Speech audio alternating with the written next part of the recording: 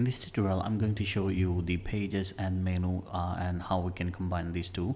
So let's go ahead and create a new page for us. New custom page, and we can say we don't need any menu for this page. And this page is already available. Now let's go ahead and edit this page in the page builder and add something in our page. So let's choose a template. We can build from scratch or from the blogs, or we can just select a template from here. We have quite few templates, and we will be adding templates every week.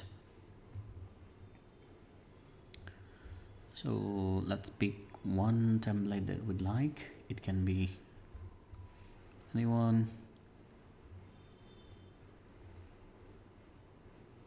We can pick this one. Just click on insert and it will insert all the elements from the template directly here. So, and then if you'd like to edit anything, you can just go ahead and edit the styling. So for example, let's say we want to change the background of this one. You go ahead and click on style, and we can update the background from here. You just need to know.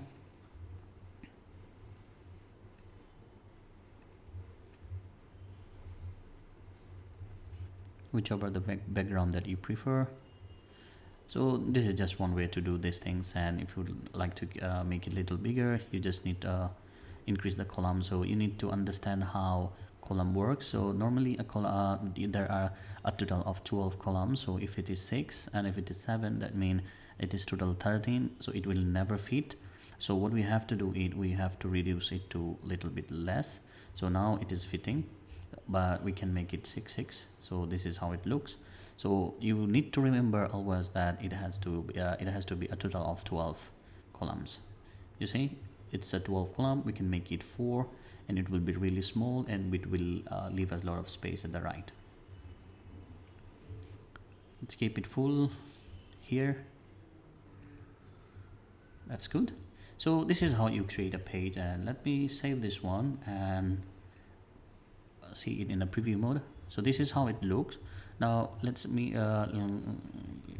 us open the website from here and see if we have the new page. So we do not have the new page here. So let me link that page with a custom menu we have.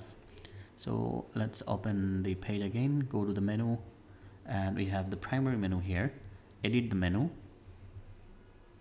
And once we click on it here, we will be able to see all of our pages at the left side, and once you click on it, it will be available at the right side.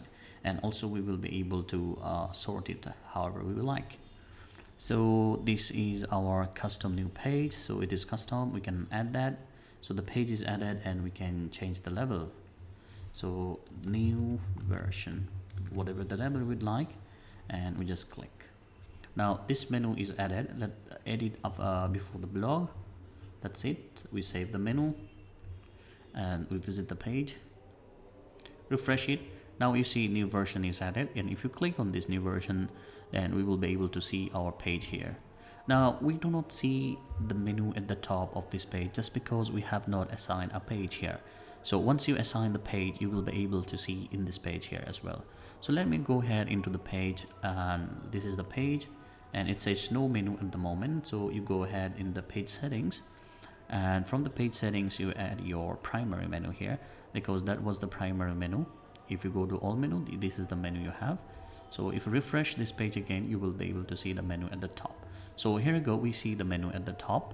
Now if you would like to add a different version of the menu, so you can say second menu. You can name it to anything you would like.